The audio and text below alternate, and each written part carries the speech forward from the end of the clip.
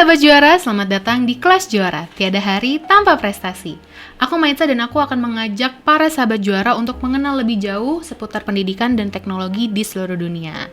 Nah, di kelas sebelumnya kita udah bahas sama Kak Robi terkait dengan pertukaran pelajar di Amerika. Jadi Kak Robi tuh udah sharing sedikit banyak tentang pengalamannya dia belajar di Amerika tuh seperti apa sih gitu. Bagi sahabat juara yang pengen tahu lebih lengkapnya, silakan cek kelas sebelumnya.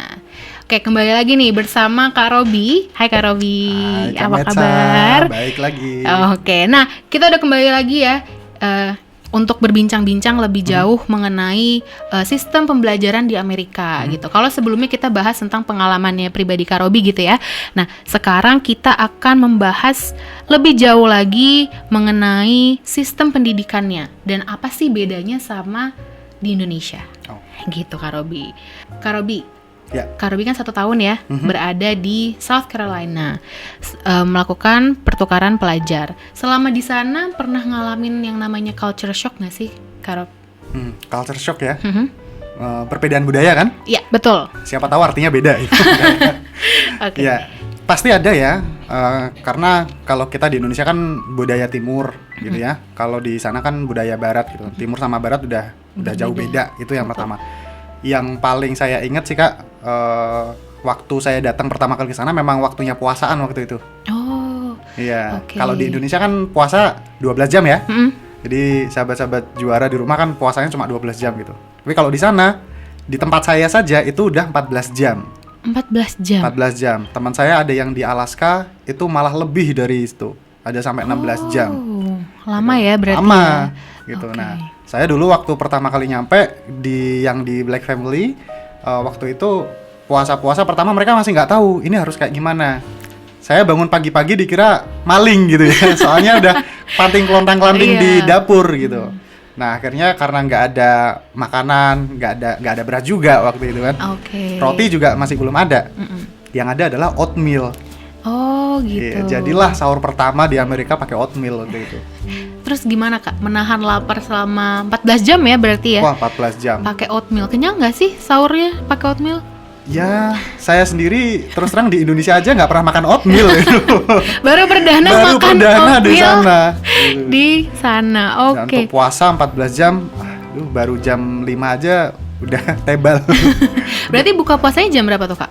Kalau di sana? Kalau di sini kan jam 6 ya, Hmm. di sana ya jam 8 gitu. Jam 8 malam. Ya, di tempat saya ya, Oh, soalnya kan saya di oke, pesisir oke. timur, Iya. jadi dapat matahari Matahari. lebih dulu, tenggelamnya juga lebih dulu dibandingkan yang di barat. Oh gitu.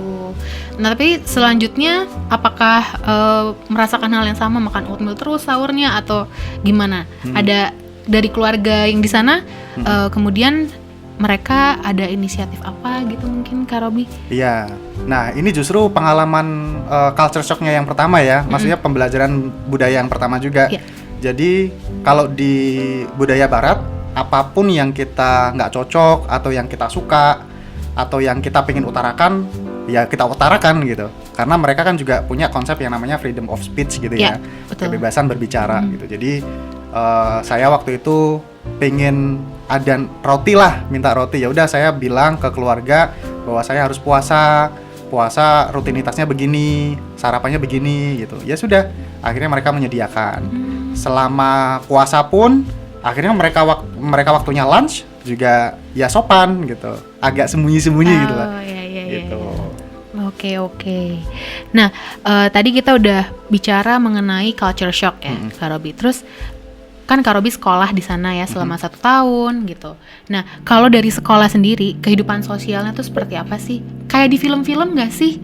Gitu. Nah. Kan kalau di film-film tuh ada yang namanya kasus bullying gitu ya di lorong gitu. Ada yang didorong, ada yang langsung didorong ke locker gitu. Locker, ya. Kalau di sana gimana? Apalagi kan Kak Robi katanya satu-satunya ya siswa dari Indonesia gitu. Mengalami treatment yang beda juga nggak di sana? Jadi, nah ini nih. Ini mayoritas apa yang kebayang di kepala kita nih untuk sekolah-sekolah di Amerika kan yang dari film itu tadi ya. Iya, makanya. Jadi kesannya kayak wah ini sekolah di Amerika bahaya nih. Bullying Bullying ya. terus gitu kan. Padahal nggak juga gitu. Oke. Jadi ketika di sana ya real seperti kita sekolah di Indonesia gitu. kita ngobrol sama teman-teman, lunch juga bareng teman-teman gitu. Ya memang bullying itu tidak bisa dihindari ya, pasti ada gitu, dan itu memang jadi concern dari jadi perhatian utama lah dari pihak sekolahnya gitu. Tapi apakah semuanya seperti itu? Enggak gitu. Saya satu-satunya justru malah menjadi ini ya, bukan pusat of attention juga, bukan. Tapi artinya jadi ambassador lah, perwakilan gitu kan. Karena saya dari Indonesia, simple aja deh. Waktu saya kenalan, saya dari Indonesia, nggak ada yang tahu Indonesia di mana. Gitu. Jadi ya udah kita kenalan, kita ngobrol. Kalau cocok ya kita jalan bareng. Oke. Kalau enggak ya udah kenalan aja. Kenalan gitu aja. Kan. Tapi kemudian di sana dapat banyak teman nggak, Kak Robi? Banyak ya, relatif ya Kak ya. Ntar banyaknya saya, sedikitnya Kak Maitza, aduh gitu. Tapi ada lah teman yang memang teman sekedar teman ada, teman yang deket yang jalan-jalan bareng, main-main bareng gitu juga ada.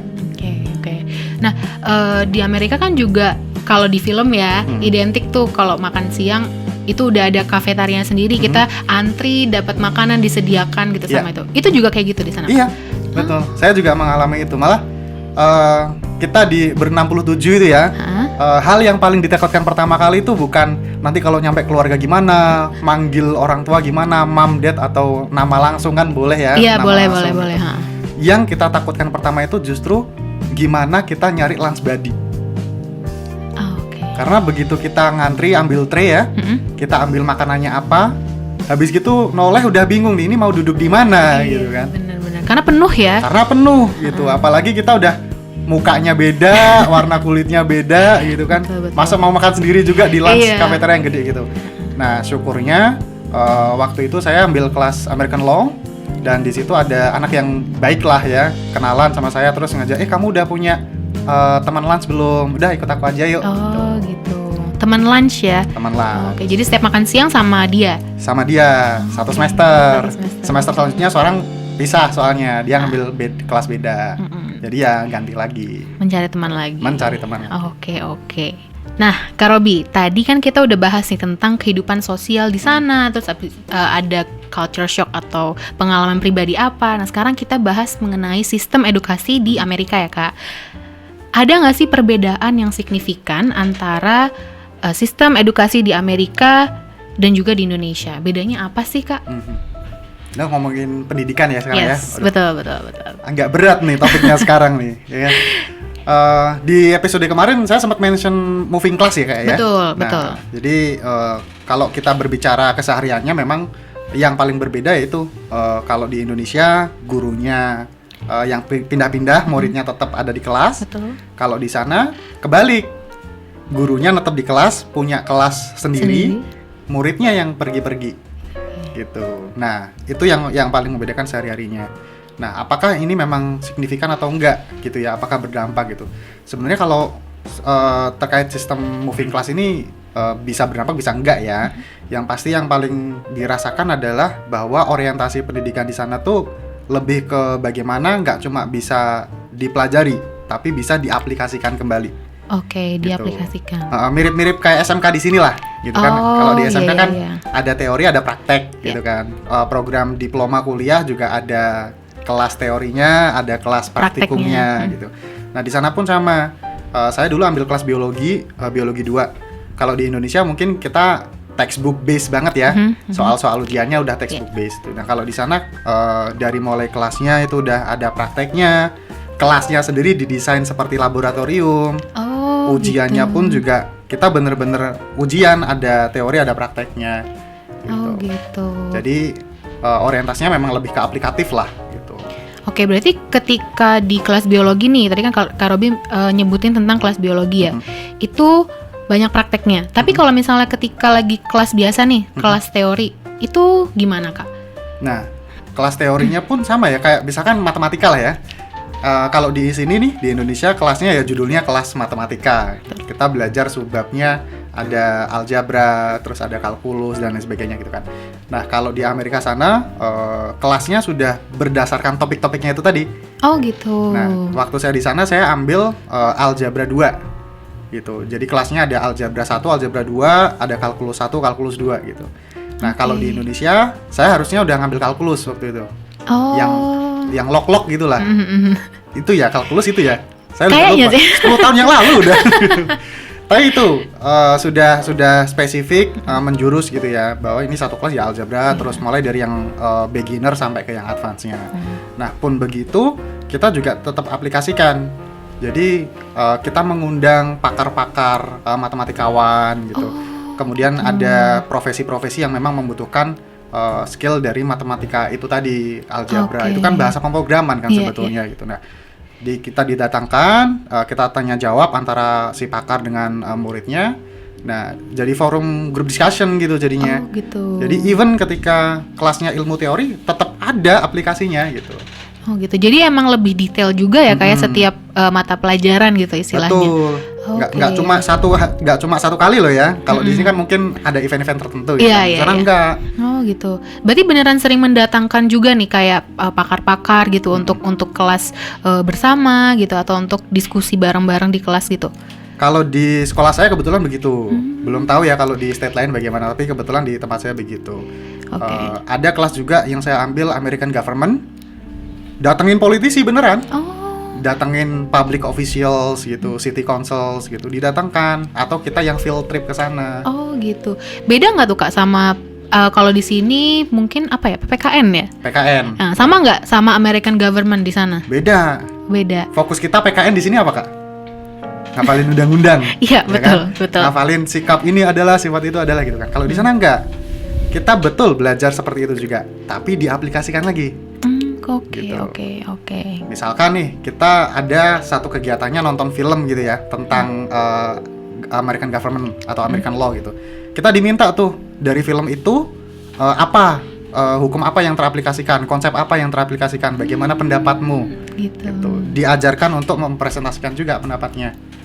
I see. Nah, Kak Robi, kalau dibandingin nih sama sistem edukasi Indonesia ya, kita kan biasanya kalau ujian tuh lebih pilihan ganda, ngisi gitu kan. Kalau di luar negeri kayaknya lebih ke esai. Itu benar nggak sih, Kak Robi?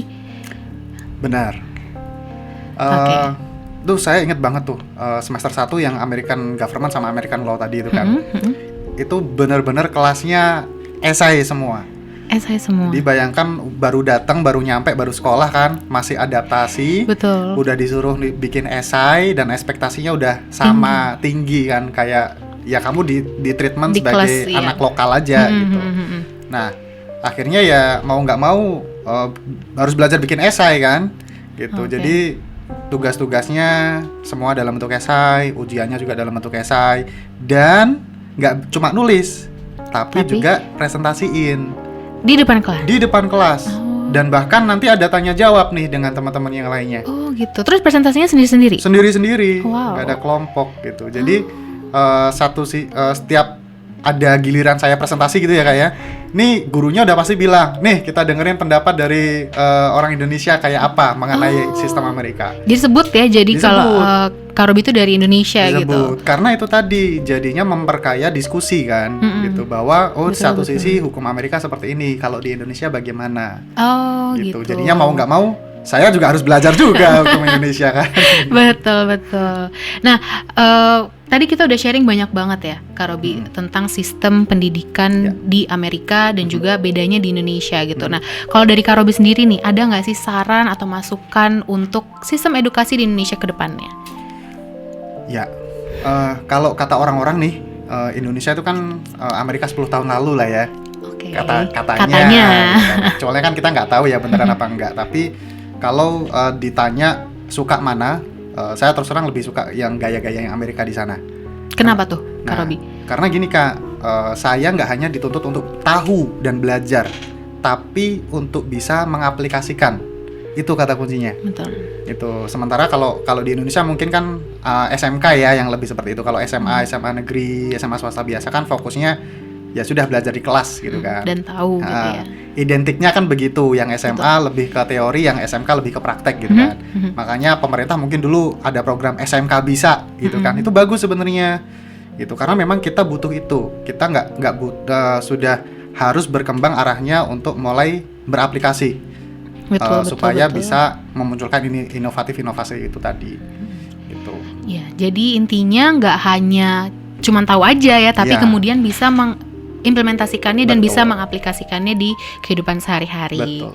Nah, Kak Robi, kita udah sharing banyak banget ya di 2 kelas, ya di kelas sebelumnya dan kelas yang saat ini. Terima kasih banget udah sharing ke kita gimana Sama-sama, Kak. rasanya jadi siswa pertukaran pelajar ke Amerika. Nah, bagi sahabat-sahabat juara yang ingin tahu lebih banyak cerita-cerita seperti cerita Kak Robi, bisa banget untuk cek website kita di kelasjuara.id dan jangan lupa juga untuk follow Instagram kita di kelasjuara.ps. Dengan begitu, kelas juara hari ini selesai di sini. Sampai jumpa di kelas juara selanjutnya. Kelas juara, tiada hari tanpa prestasi.